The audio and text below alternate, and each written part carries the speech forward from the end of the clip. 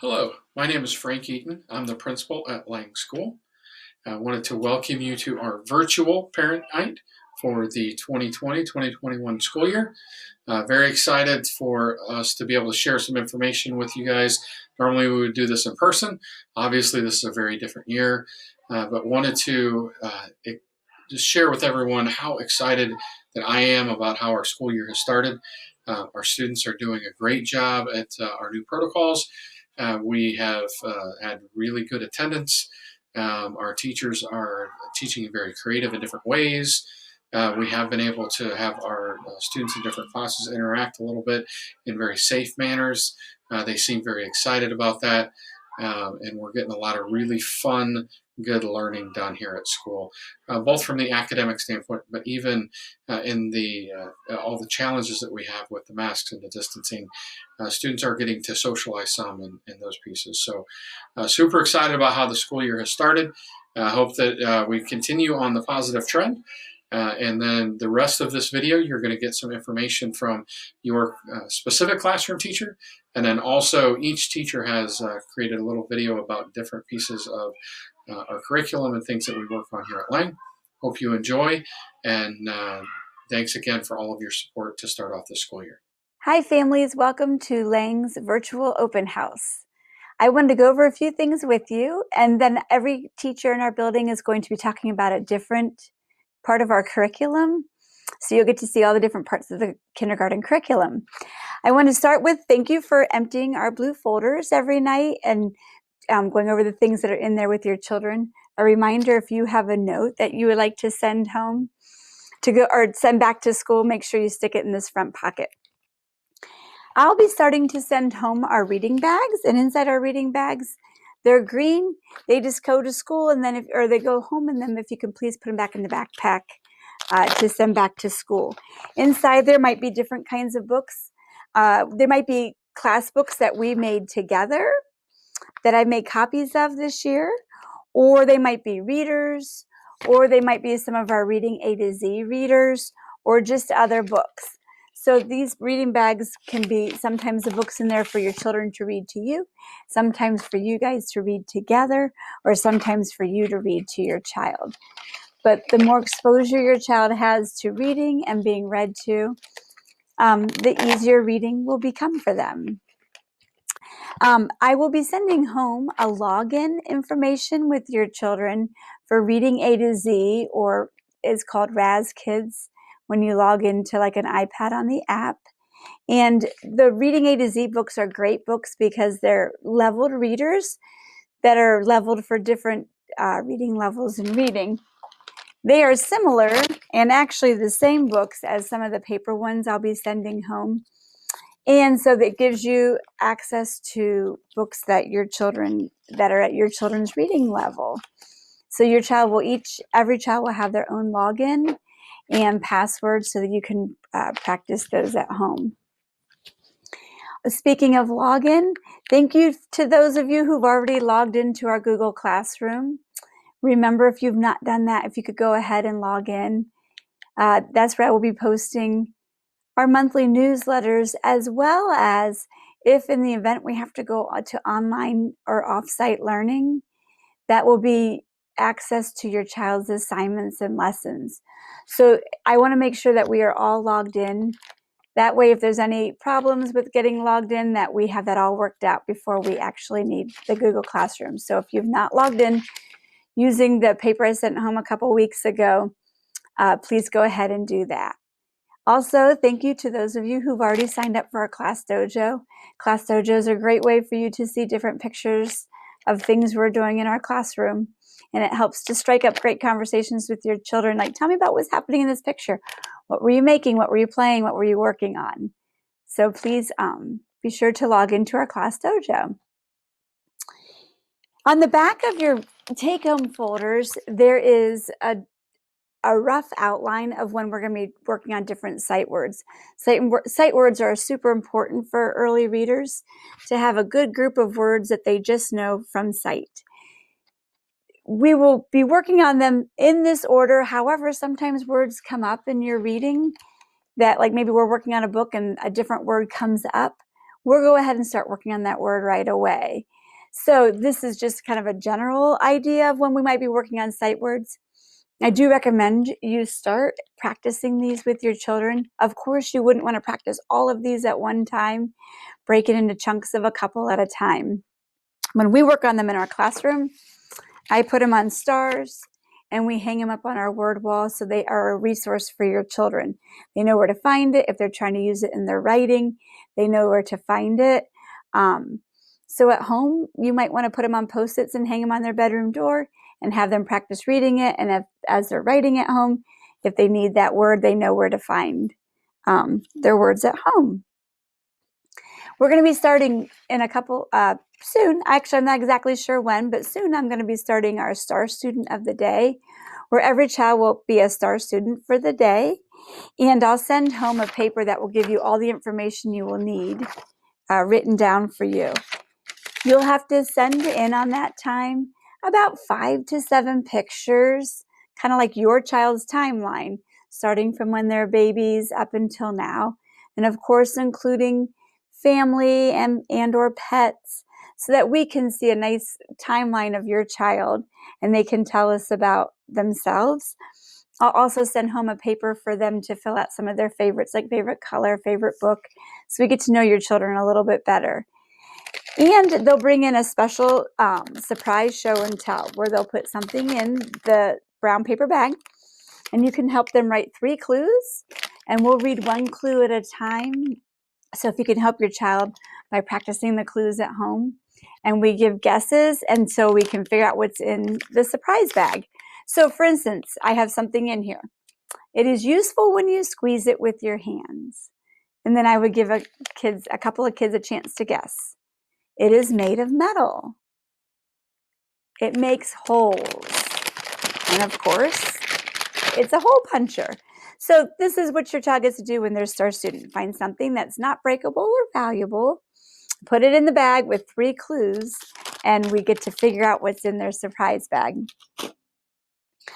One other thing is we'll be doing different kinds of show and tells throughout the year. As you know, this note came home that talks about that we've been learning about fall and the signs of fall. So on that day, you were supposed to bring in something that was a sign of fall, that how you know it's fall outside.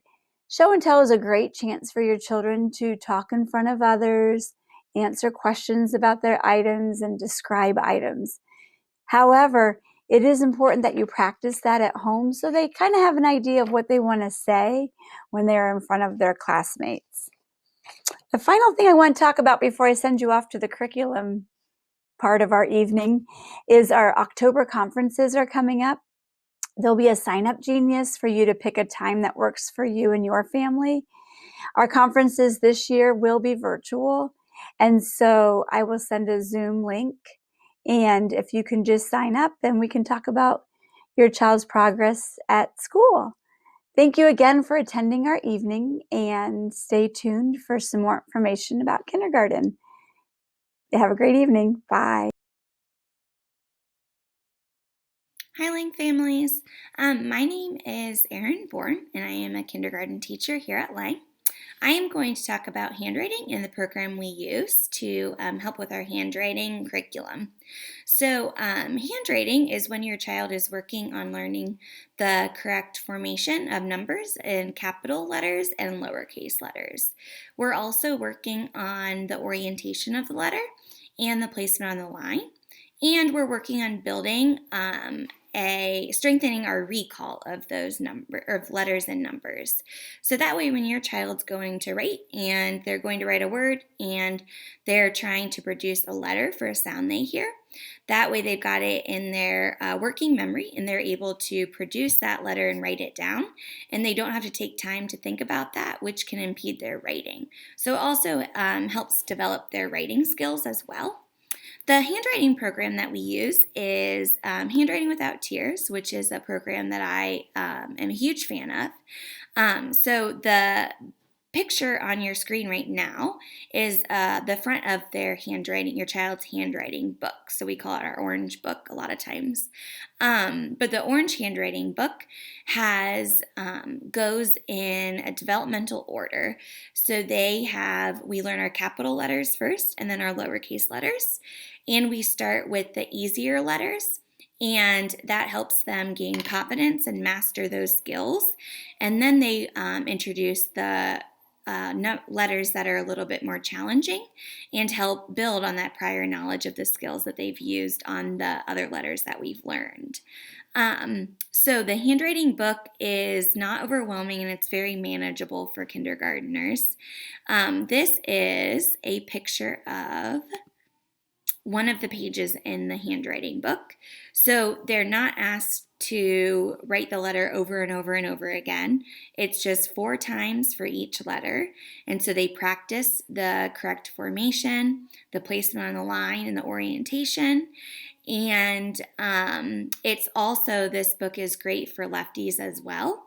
A lot of times, if you're left-handed, you have to lift your hand or kind of turn your hand a certain way to see the model, but they've got models on the left and right so that no matter if your child's left-handed or right-handed, they're able to see a model of what the letter is that they're working on. So for handwriting, you will get a copy of this letter, and in it also goes over the formation that we use to make our capital letters, lowercase letters, and our numbers. So we talk a lot and use the wording of lines and curves to make our letters and numbers. And so if I scroll down here, these are the capital letters. So it has the wording that we use when we're writing those, and then as well as the lowercase letters. And then the last part is the numbers.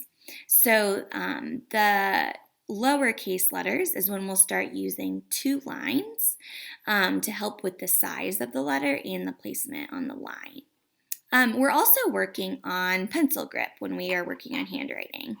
So a lot of times we are working on breaking those habits of holding pencils the different ways, but we are working on mainly 2 grips, the standard tripod grip with your index finger and thumb pinching the pencil, and then your pencil rests on the middle finger, and then as well as the quadrupod grip, which involves the 4 fingers, the thumb, index, and middle finger pinch it, and then the pencil rests on the ring finger. So we're working really hard on using those pencil grips. Not only will it help them become more fluid writers, but it will also help make writing a lot more easier and help them reduce that hand fatigue when they have to start writing more.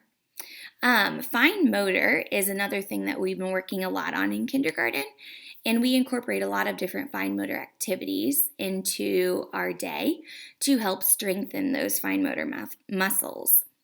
So a lot of times, their little hands, their muscles aren't strong enough to sustain in a writing activity for a long period of time. So we work on different activities to help build and strengthen those muscles. At school, we do a lot of cutting, even ripping paper, Play-Doh, playing with little objects. At home, if you have any Legos or Lincoln Logs, any building things with the small pieces, stringing beads or cereal onto a string, or even any games that involve moving little pieces around, help use those fine motor muscles, and that will help them gain strength and increase their stamina in writing as well. Hello, Lang families. My name is Erica Davis, and I'm one of the teachers here at Lang. I am here to talk to you about the phonics dance and writing as well. So to start off, the phonics dance is a great way that we learn our letters and our letter sounds. We have these pictures posted in our classroom, and there is a picture along with a letter, and then there's a little chant with some motions that we do with those chants. So this is a great way to connect our visual and auditory and kinesthetic learners, because there's lots of different parts to the phonics dance.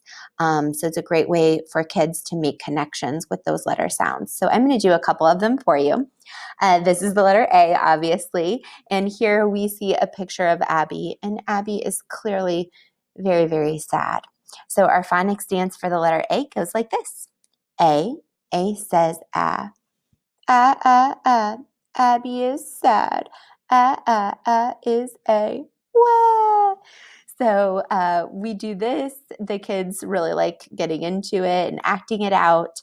And it helps them make a connection to that letter A and the sound that it makes. Another one that we do is the letter E. E is a tricky sound, but the motion that we do with the phonics dance really helps make that connection with the sound. So the letter E phonics dance goes like this. E says eh.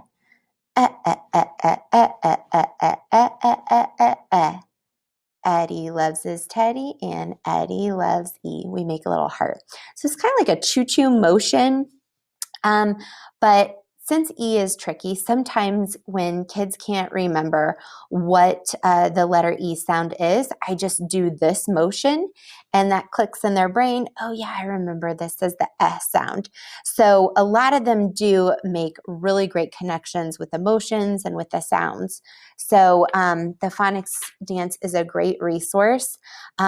Most of you should have the little phonics dance book that they brought home. It's like a little half book. They colored in the pictures. We did these as we learned the different sounds. And it's a great resource if you haven't pitched it. It's a great resource for you to just go through the book and have your child practice those letter sounds.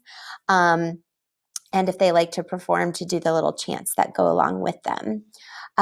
When it comes to writing, of course, knowing our sounds and what the letters look like is super important.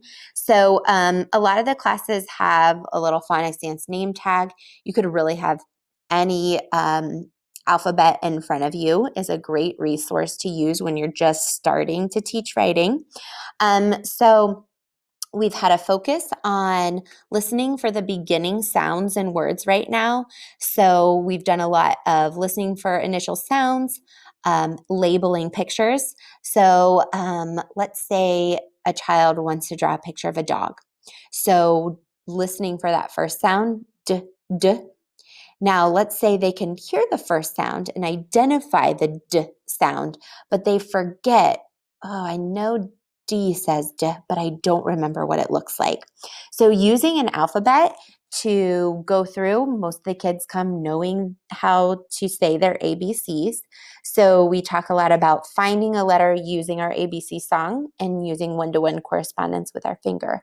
So if I know D, D says D, but I'm not sure what it looks like, I can sing my alphabet. A, B, C, D. I found the D here. So they could write down the letter using an alphabet resource. So we start with writing very simply, listening for the sounds and words. If they are ready, they might be ready to write the initial and the final sound. So if we're still working on that word dog, we would break out the sound D-og. And if they hear the D and the G at the end, that's an awesome thing. The vowel sounds typically come a little bit later, but of course, eventually we want them to be writing all of those sounds that they hear. We've also started talking about the difference between letters, how we use letters to then build words, and how those words are eventually used to build sentences. So we're introducing the difference between all of those things, and we are going to be starting to write sentences more and more. So one way that we kind of show what a complete thought is if we say, I see a, and the kids look and say, well, that doesn't really make any sense. So we say, that's not a complete thought. That would not be a sentence. But we have, I see a cat. Now you go, oh, okay, I know what that means. That's a complete thought. That is a sentence. So we're starting to write sentences. We start introducing that there have to be spaces between words. as we introduce new sight words and things like that, those are added to our word wall, and kids are encouraged to use the resources around the room to help them write down their sounds. One of the most important things that we want to tell parents is that kids learn to write through inventive spelling. And what that means is that we don't just tell children how to spell words. We want them to do their best to try to break out sounds and words and write down any sounds we know. So if you are ever writing at home with your child, if you want them to start a journal or write a card to somebody, really encourage your child to write down the sounds that they know. So it's not going to be perfect. Not everything is going to be spelled correctly, but you want to encourage them, and you can help them even to break out sounds in words. So if they want to write happy birthday, you could help them with happy, h-a-p-e. What sound do you hear first? You can have an alphabet in front of them so they can use that as a resource if they're not sure what those letters look like yet, to write them down. But we want to encourage parents to try not to just tell children how to spell words. So we really want to see them try their best, and that's how they gain confidence too. So if you ever have any questions about the phonics dance or the writing process, please reach out to your teacher.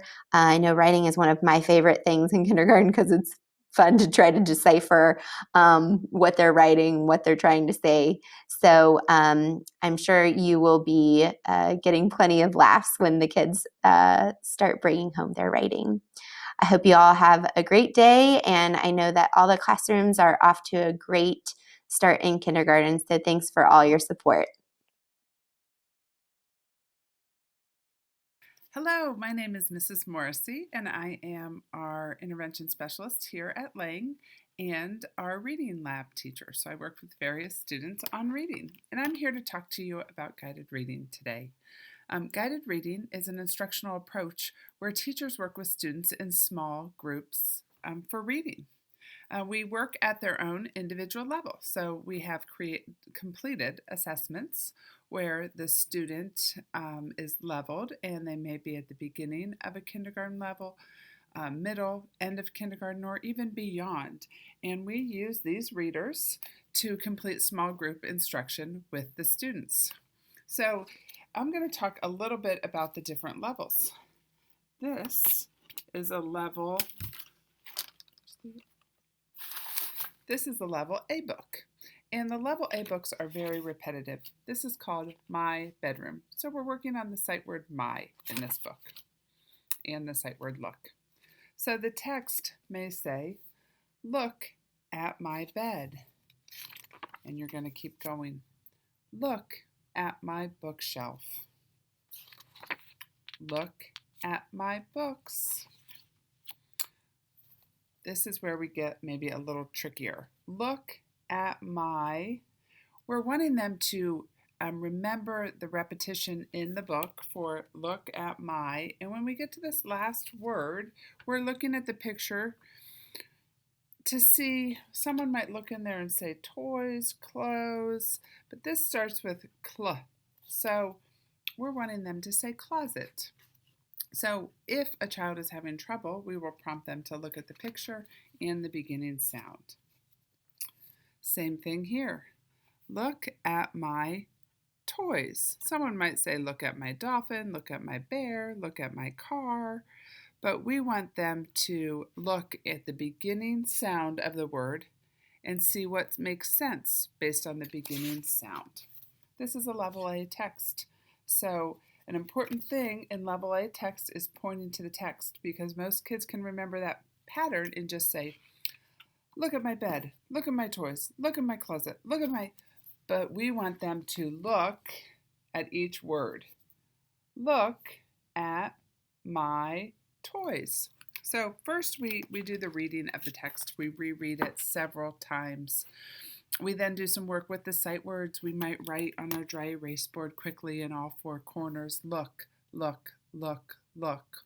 or my. And on that, we're having them copy that. Not write that how it sounds. We're having them copy that. We're trying to imprint the word my and look into their head. So that is a beginning level. Here we have a level D text, and this has more detailed sight words. You can look here.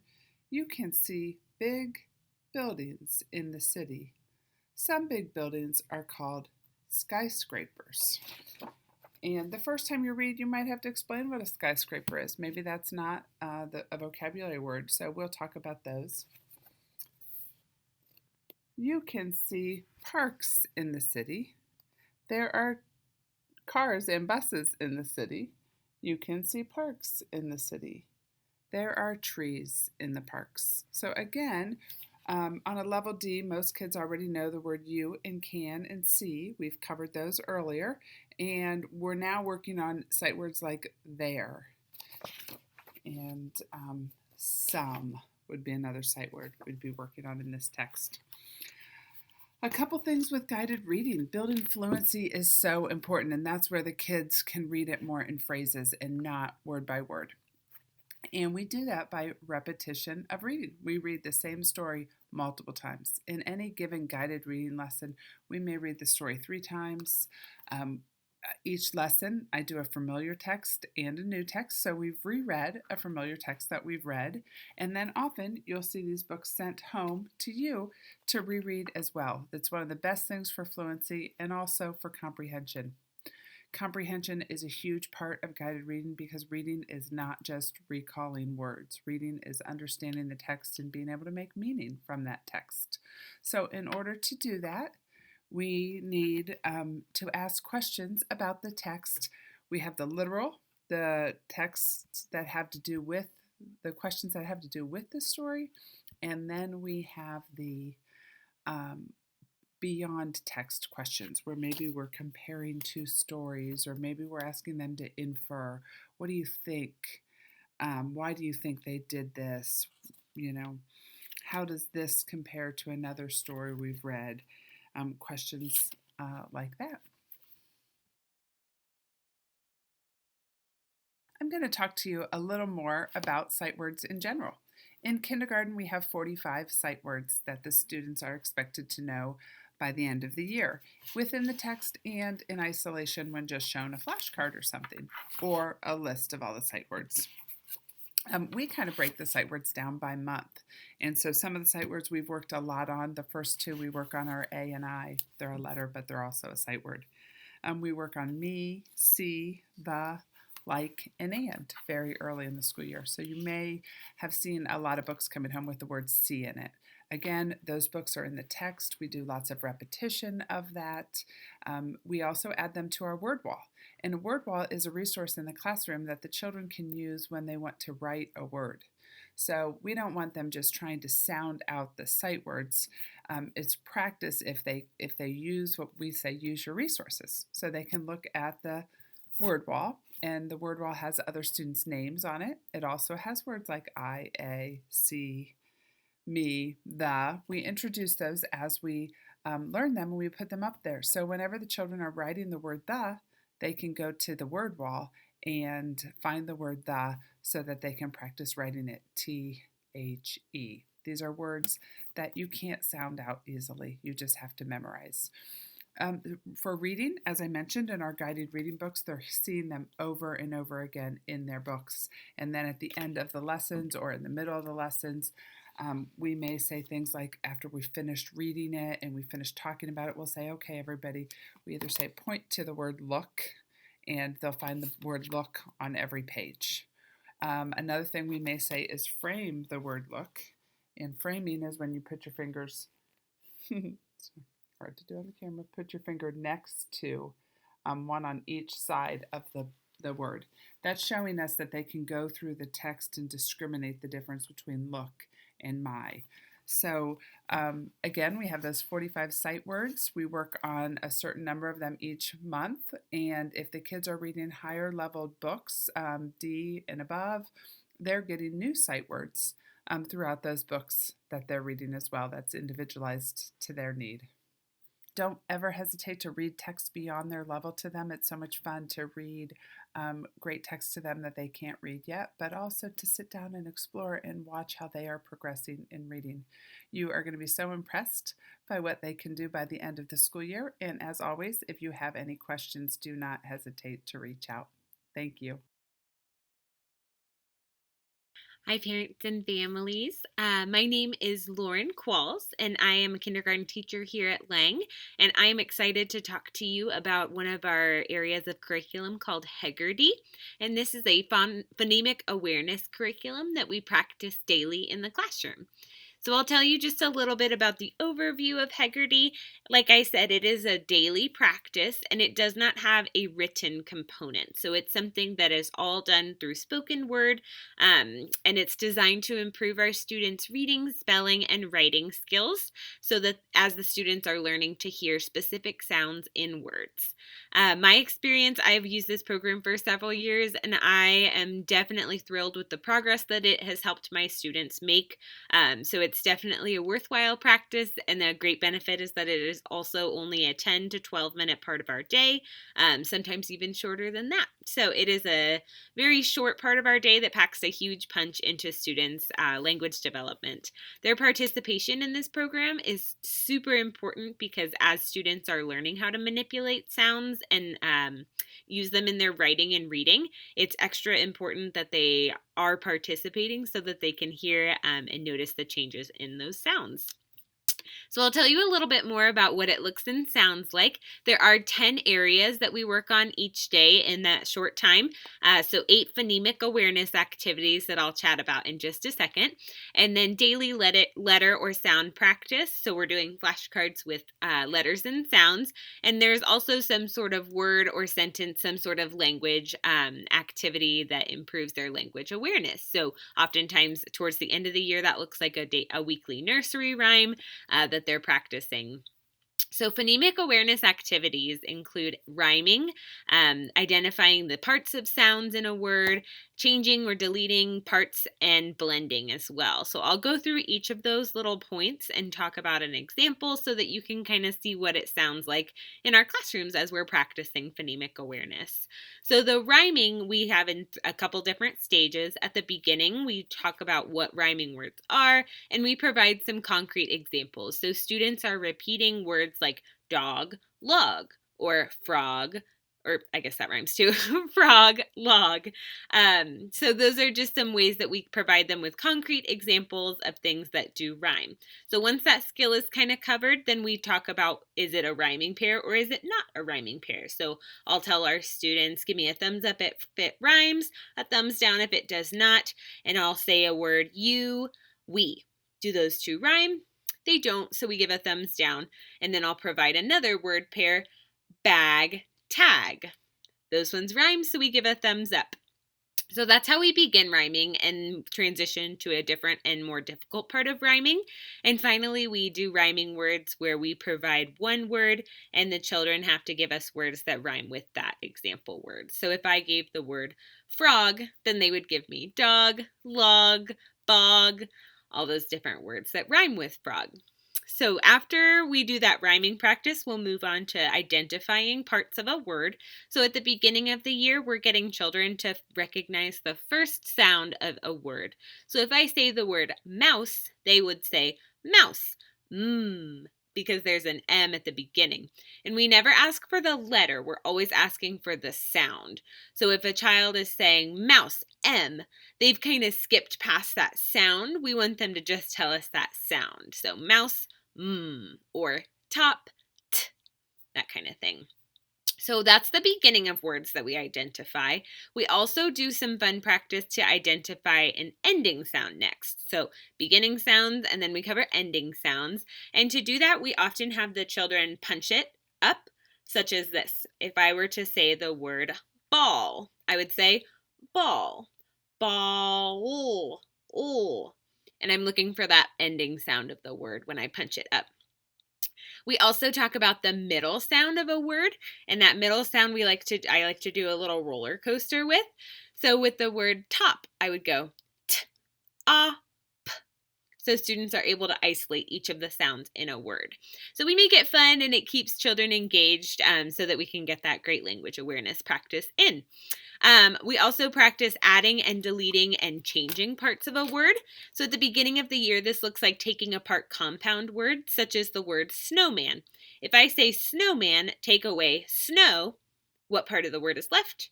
Man. Likewise, if I want them to change a part of a word, if I give them the word snowman, change snow to mail, and they have to think of what that new word would be. The new word is mailman. So that just gets their brain activated for that language awareness activity of substituting parts of a word, because later in the year we do that with sounds. So if I said the word lip, take away ol, they would have to recognize that the ending two sounds are ip. Where if I have them say lip, take away p, then that one's a little bit harder. They say li and leave off that ending sound. So those are a great foundation to when we eventually begin blending. So if we were to blend that word lip, it would sound like ol, I, p, lip. So then they are able to better incorporate that into their writing. Like I said, we are doing this right now with compound words at the beginning of the year. So students take apart and put together words such as the word inside, inside, inside, or they take it apart, inside, inside. So it is a quick, like I said, practice that we blow through each day, but it is really important to our development here in kindergarten. Like I mentioned before, it does really improve writing and reading skills as we do this vocal activity each day. It familiarizes students with that action of breaking apart, changing, and manipulating words and putting them back together based on the sounds that they hear. And the group of skills that we cover in phonemic awareness are hugely contributing to reading success as students go throughout their early years of school. So I included a writing example here that kind of shows what these skills are helping us to achieve here in the early stages of kindergarten. So this child tried to they drew a bear, and then they wanted to write that word next to it. So you can see that they got two sounds there. They got the beginning b and the ending sound. That is a really great example of how Hegerty is able to incorporate into our writing, because if the students are kind of lost on where to begin with writing, then we can say, okay, your word is bear, first sound, and they know first sound, b, b. Okay, I can write that.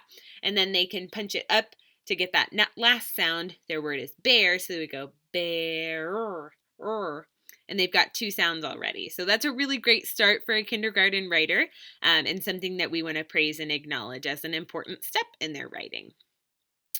That is everything information-wise on Hegerty from me. Thank you so much for listening and tuning in. If you have any questions about this Hegerty curriculum, be sure to reach out to your child's teacher and they can give you some more information. Thanks so much.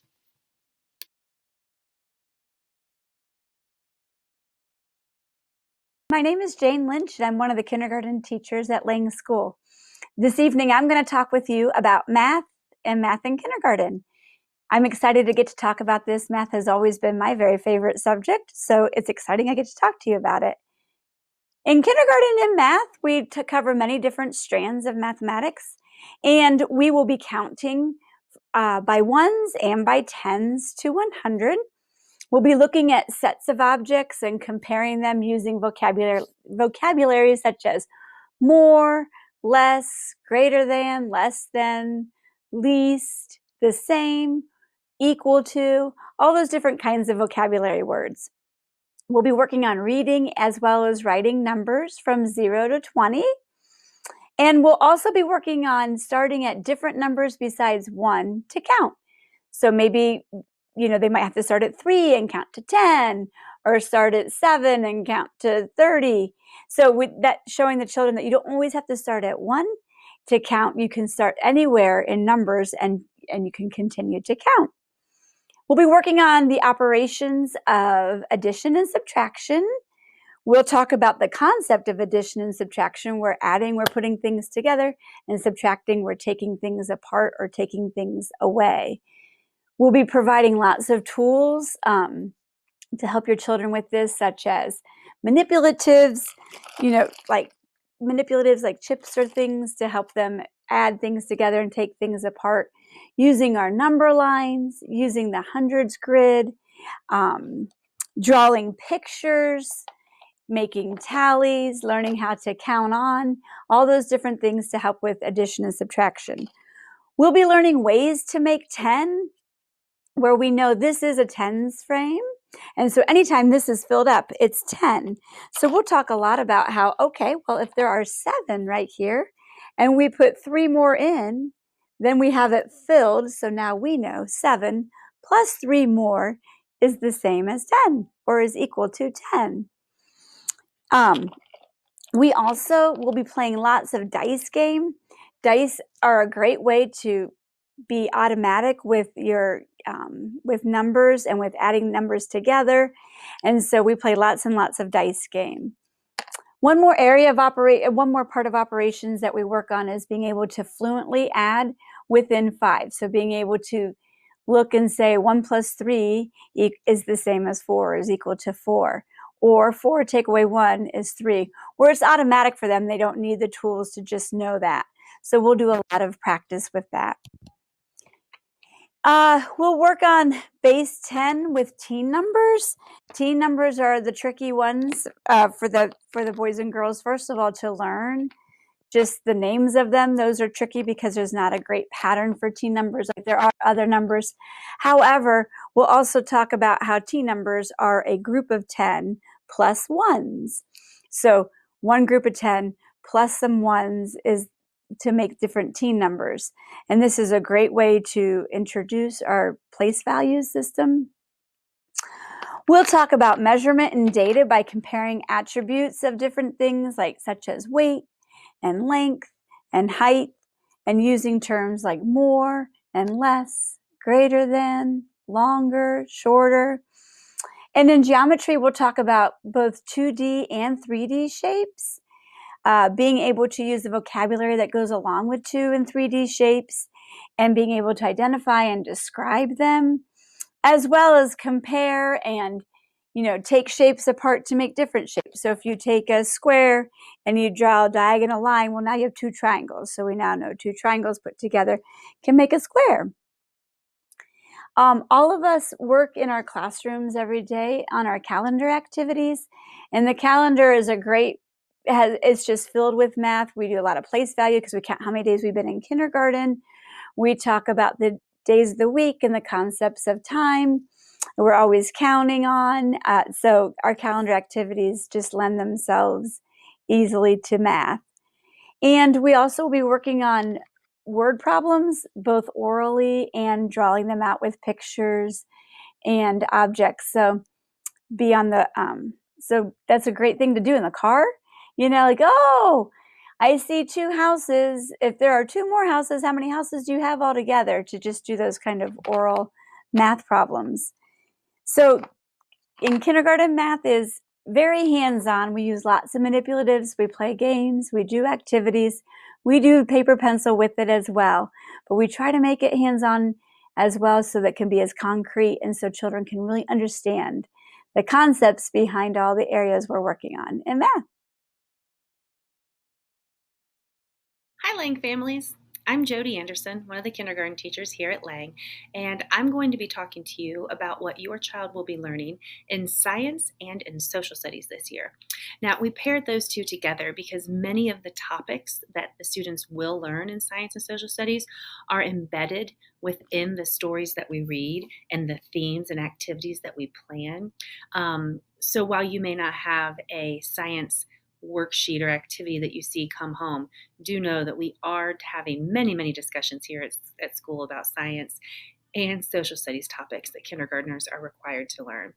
I just wanted to touch on, though, a few of the POWER standards, the Ohio Learning Standards that we do cover in kindergarten so that you could know what to expect this school year.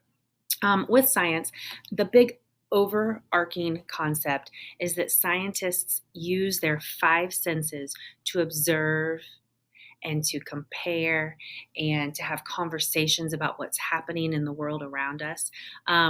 With science, we will observe all of the seasonal changes, the weather changes, and also some things that are happening in the world around us as those seasonal changes happen. This allows us to really know that scientists just take a step back and observe what's happening. And we can use those five senses by seeing, smelling in some cases, feeling, touching, tasting, hearing, all of those things that we can use our five senses to explore. Also, we will be learning about living and non-living things, the differences between living and non-living things. And we'll be exploring animal habitats at the same time while we're doing that, and how animals need habitats to help them survive.